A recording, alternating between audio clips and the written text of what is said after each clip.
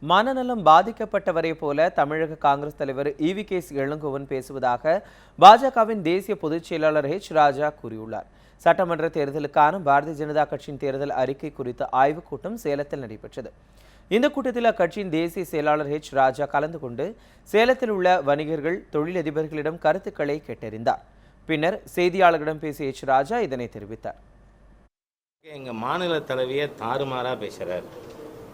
அதனால் எனக்கு என்ன தோணுது, அவருடைய எனக்கு ரொம்ப நெருங்கிய நண்பர் இளங்கோவன். ஆகவே அவருடைய குடும்பத்தினர் தயவு செஞ்சு ஒரு நல்ல மனநோய் மருத்துவர்கிட்ட கொண்டு போய் அவரை ட்ரீட் பண்ணுங்க. ரொம்ப முத்தி போயிட்டா ரொம்ப கஷ்டமாக போயிடும்.